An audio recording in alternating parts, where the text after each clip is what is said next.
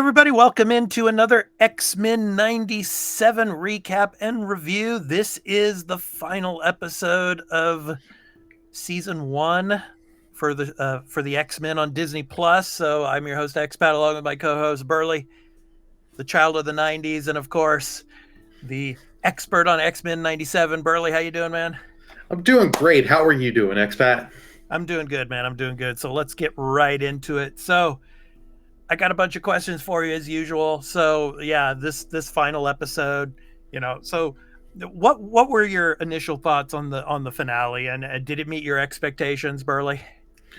It did meet my expectations. I really, really enjoyed this finale. Like, I was like, how are they going to end this? Because the first two parts of this finale were so good. But I honestly can say with this final episode, they delivered. Yeah.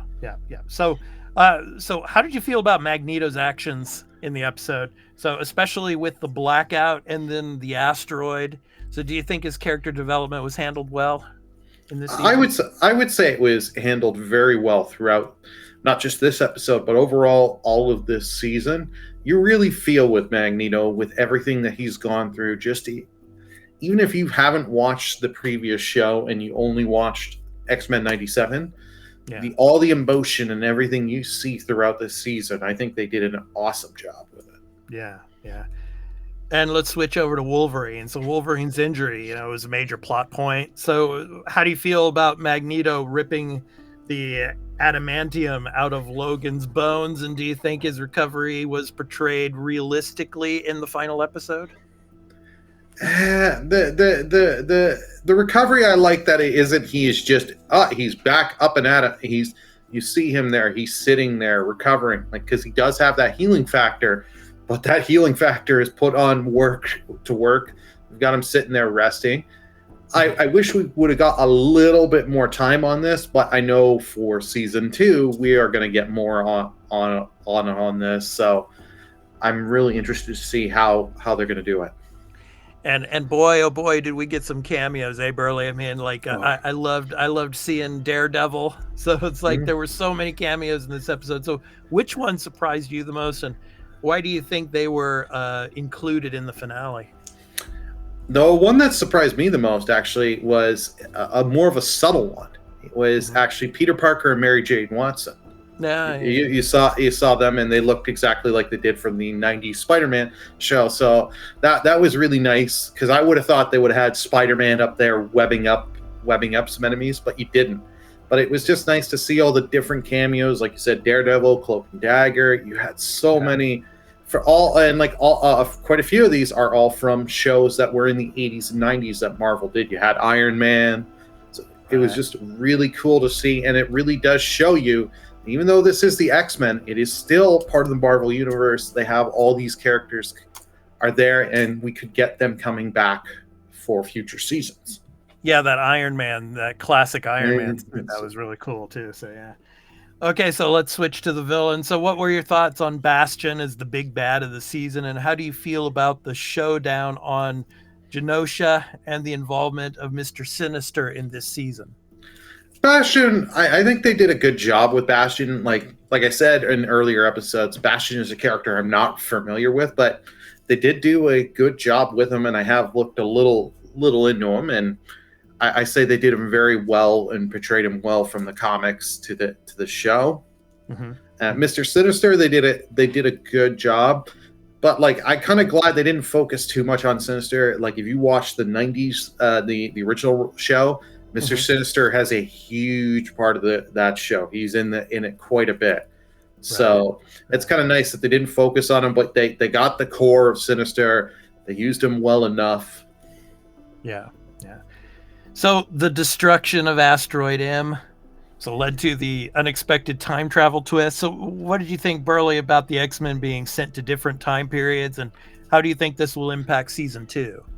Well, this was really cool. I didn't see that coming. Them all getting to different time periods, and them all having to reunite.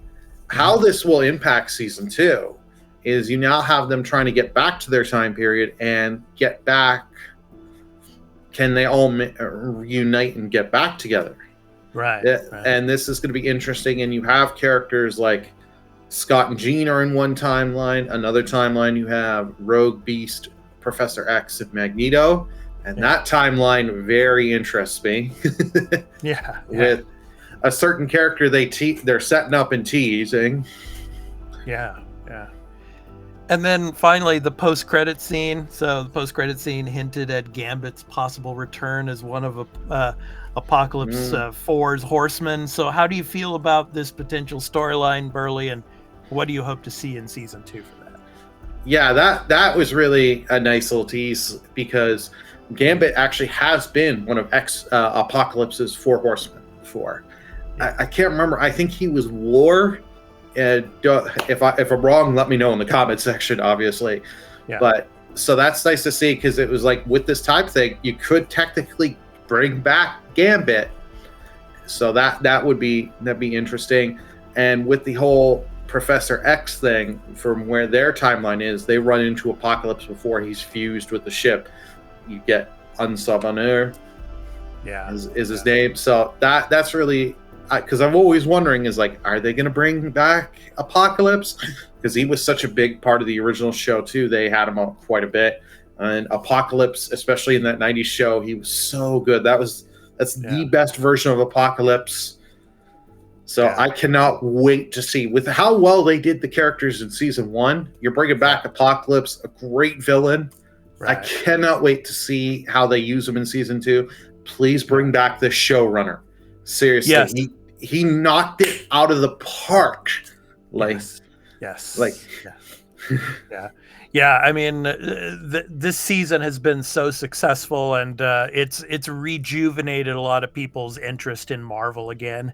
And just I want to let everybody know that if you like this video, of course, we're going to be doing season 2 when it does come along, probably next year, Burley. You'd say maybe, probably next year we'll get season 2. But anyway, if you like this video, please be sure to hit that like, subscribe, and notification bell for when we drop another episode of X-Men 97, as well as all of our Marvel and all of our other content here on the Arena Productions.